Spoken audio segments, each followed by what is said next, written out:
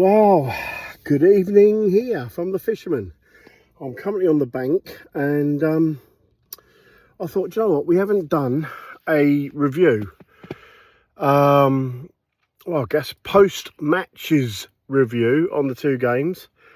So I thought, as I'm sat here on the bank, I've literally just lost a fish, which I'm a little bit about, but there he is. That's why it's called fishing, not catching, because sometimes these things happen.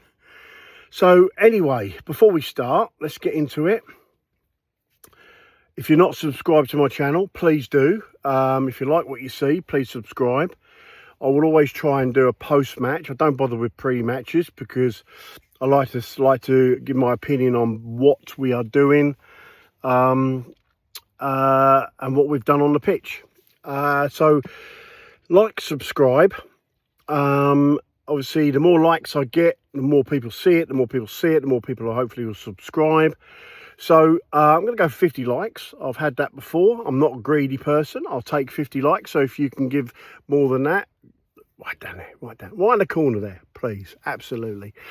And obviously, leave your comments in the after I've uploaded the video. On what you think, whether you agree or disagree with anything I've said.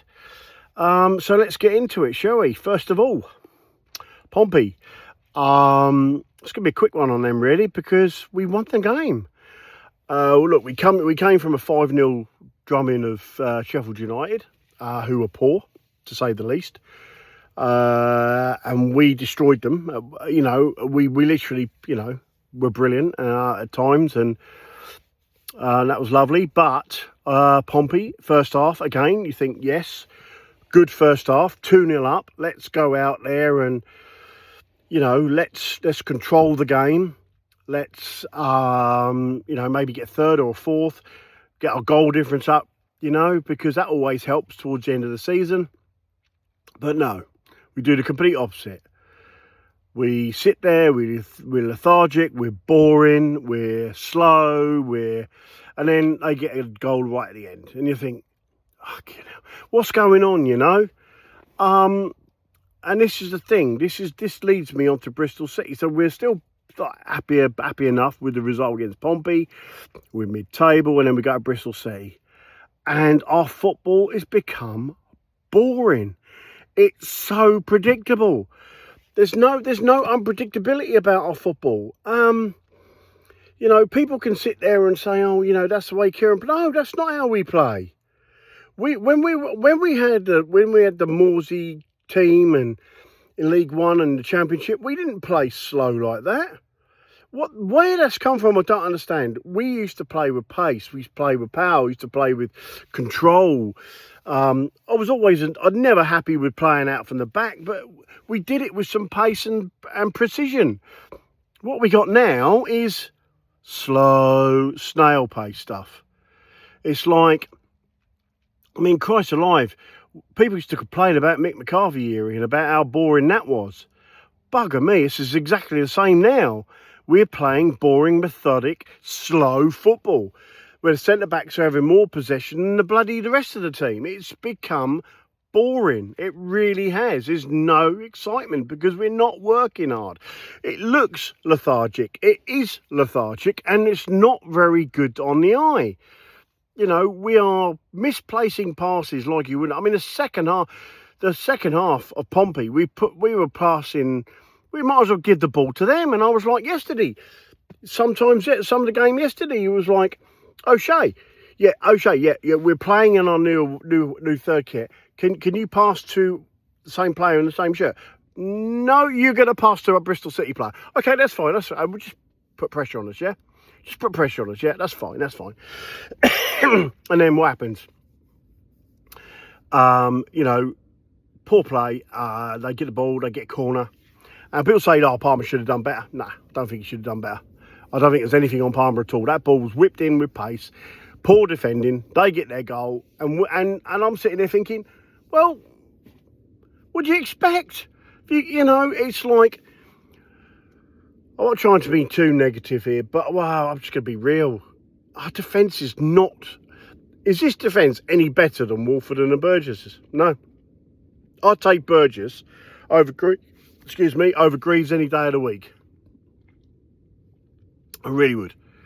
And people say, oh, I can't live on the past. Well, sorry, but we got rid of a 28-year-old, nearly 29-year-old defender who's in his prime and replaced him with a if button maybe, the Harry Maguire of the Championship, 50p head. O'Shea. That's the only thing about O'Shea can do. He can head the ball, but he can't pass water. He can't pass that ball to save his fucking life. You just think to yourself, well, you've spent all this money on these players and they can't even pass the bloody ball. Gives the ball away far too cheaply, and he's meant to be a captain of this club. I'm sorry. Not a great watch. Not a great watch. There's no urgency in our play. We're too slow, too methodic. It's become boring to watch. It's very difficult to watch. I'm struggling to understand what Akpom offers. There's no creativity. Do we play him in the number 9? Do we play him in number 9? Do we play Smodic in that role? Do we put him in and replace Hurst? Could he do a role there? And Galley, could we play him in a number 9 role? Could we we need number 10 isn't working. I know my good friend Richard Cruncher, if you don't know about him, Suffolk Crunch, he was saying about before to myself, play 3 in midfield, and I play 4-3-3, and I'm starting to agree with him. Maybe we need a bit of a formation change because I'm not sure it's working. I'm not sure we have the players to play this system that McKenna wants to play. So I'm thinking to myself, do we do this? And it is what it is. But I think what we need to be doing is getting back to at least get some urgency in our play. We'll come out 5 minutes. For 5 minutes, we give it a roll, and that's it for the rest of the game. You think, well, come on. It's a 90-minute game, and I get annoyed. We made 5 changes for Bristol City. I'm thinking to myself, why? You're changing. It's like trying to fix what ain't broken. Stop trying to fix what ain't broken. Play the play. Look, if a player can't play 2 games in a week, or even 3 games in a week, he shouldn't even be in the squad. He should be getting their fitness. I mean, no disrespect, right? But you look at 81, 82 seasons. How many games them boys played on some of them ploughed fields? See, 78 season. I think we played like 63 games or something silly like that on ploughed fields. And you're telling me these prima donnas can't run around on a bowling green pitch? Behave. And kicking beach balls compared to what they were kicking in the 70s and 80s? Behave. Fed up of hearing it. My boy's done 3 games in 1 week. He's not a professional footballer, amateur footballer, loves it. Gives it his all every time he goes out. So I'm sorry, I'm not having it. If you can't play 3 games a week, then you shouldn't be a professional footballer. I'm sorry, you should be able to. At the level you are, 100%. And it brings me on to the subject of our midfield. Where's the goals coming from Matisiwa and Kajust? Because I can't see neither of them putting the ball in the back of the net like Morsey did. Morsey scored some goals, and important goals sometimes. But I just feel there's not enough about us to really threaten and to push us for promotion. Something's got to change. We've got to start looking at probably formation changes, maybe personnel in positions that, we should try them. I should think, look, Akpom scored lots of goals. So, why not play him further forward? Play him in the number 9, Smodic can play a 10. There's no 2 ways about it. But I think Smods needs a goal. I think he'll do his confidence world good. And Jack Clark, well, I've given that lad some stick. And I'll tell you what, right? The 2 penalties he's taken, he's banged that in, and he's really, you think to myself, Joe, what, good on you. Because fans like me are going to be critical of players, and we can be critical of players. Why? Because we're Towns fans. We're allowed to criticise players. At the end of the day, it's wrong to think that we fans can't say nothing bad about a player or if they're not doing great. We can praise, but we can't criticise. Well, I'm praising Jack Clark for taking them 2 penalties because he has had some stick off a few of the fan base. Whereas, you know, Akpom for me is not really given a lot. I've not yet to see, I know he got that penalty, but I've yet to see anything of him. And I think maybe if he get a goal, that would help him as well. Obviously, Philogene, another player I questioned last season whether he wanted to be here or not. And I'm like, do you know what? You know, I know he scored the hat-trick, but I'm thinking now, where's he going to get on the next game? Next game, he looked fantastic. Should have started last night. I don't understand it. Keep a settled side. And if you feel getting tired, change him earlier. You know, I can predict what's going to happen, right? I can predict every game. Right, that's the team we're putting out. Right, okay, 70 minutes will change it. No, sometimes it needs half time to change it. Sometimes you need to do it sooner than you think. There's not enough reaction from Kieran McKenna, not enough proactive thinking from Kieran McKenna. He's on borrowed time. And fans may not like me say that, but I feel he's in borrowed time. And if, you know, Ashton, it's all very good, Ashton coming out and saying, oh, he's here for the long haul. I mean, seriously, you know, if we don't change the way we play and we don't start getting better results and we start putting a run together, you know, I mean, the end of the day is Norwich for me is a be-all and bust for me.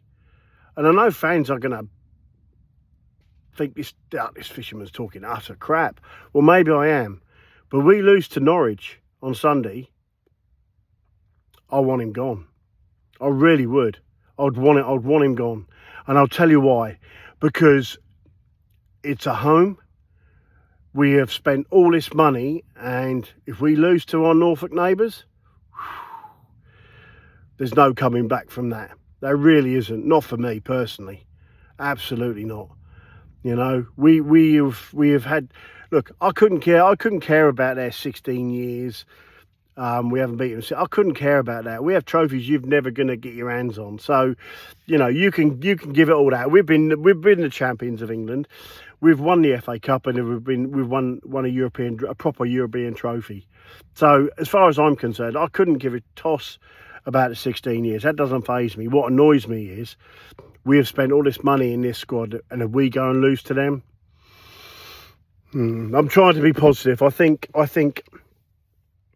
there's no reason why we can't go out there and absolutely destroy them on Sunday.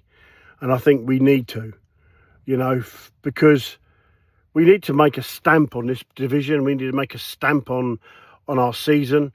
We've yet to do that. And I know players need time to settle in, but we need to be quicker. We need to be quicker with our passing, quicker with our play. And if we don't, we're going to just end up being a possible top 6 side this season. And that's not good enough. It really isn't. You know, I know we've had a big old upheaval. I've questioned the way we've gone about it. I've struggled to understand the demolition of getting rid of 90% of our promotion winning side. You know, I just feel that it's not. Yeah, I'm very under the. What's the word? I'm not very happy about it, shall we say. But, you know, the end of the day is we've got the players. Have we got the manager? He's got to start stepping up. He's got to start getting the best out of these players. You know, it's all very well him doing and giving loads of praise for when we did well. And rightly so. But now it's tough at the moment and we're not playing particularly great. We're getting results, which is good. So if we get a result against Norwich, and that means we have to beat them, you know, walking away from that on Sunday in a draw or a loss is just not good enough. So for me, you know, it's a season-defining game for fans like myself, you know. And if you're going to happy clap us off at 1-1 or 2-2. Nah, not for me. It's not how it is. We deserve more. We deserve to put this bloody hoodoo to bed regarding the old budgies north of the A140. You know, they've gloated long enough, and it's, you know, and it's. I'll tell you what I did find funny, actually. I saw an interview with Liam Gibbs, when he sat there and he's going, oh yeah, the players are hurt and that. Hang on a minute, you fucked off from Ipswich to Norwich, and what's your career done? Fuck all. Sorry. But, you know, the end of the day is, you stick to Norwich, Liam. Sorry. You stick to Norwich, mate. You'll never be welcome back at Ipswich. So you burnt your bridges, boy. Learn to live with your scum. But anyway, as for myself, like I say, I was not impressed with last night's performance, and there wasn't really much positive to talk about really on the game. It was slow, and I think it's time that we needed to be quick, and we need to. I mean, Christ alive, you know, we're professional footballers and we can't put string two passes together. We need to be more dominant going forward. I mean, we had one shot on goal in that first half. That's just not good enough. You know, we have the players. We do have the players. I'm not sure we have the manager now. You know, look, I've been proven wrong where Kieran's concerned before, and I can hear Richard Chandler going, no, we can't get rid of McKenna. You're talking rubbish, Fisherman, and you said the same in League One, Fisherman, and all that. But anyway, I love you, Rich. Anyway, so for me, he's on thin ice, and I know people don't want to hear that, but this is just how I feel. I just feel that, you know, sometimes a manager reaches sell-by date, and possibly as McKieran's done that now. You know, the Norwich game for me is a be-all and end-all, because I just can't accept, and I won't accept, a draw or a loss. It's a win or nothing for me, and yeah, so I'm going to be positive, on a positive note on here, and I'm going to say we're going to turn them over 3-0. And if I'm wrong, I'll be on a live stream the next day, I can promise you now. Or even after the game when I get home. So, anyway, this has been The Fisherman. This is the real shit that I say. And all you fans going to the Norwich game at the weekend, yeah? Let's sing our hearts out, yeah?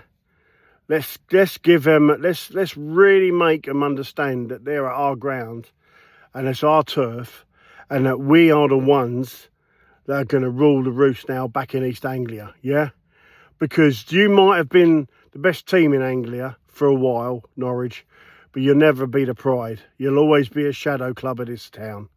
So there we are. Is what it is. Anyway, to you lovely people out there listening to me waffle on. I hope you all enjoy yourselves on Sunday. I will be there. I'll be there with my son. So anyway, until then, you have yourselves a fantastic time. And let's hope for a good win at the weekend. Anyway, from The Fisherman at Fisherman's Blue channel, like, subscribe. Until next time, all the best.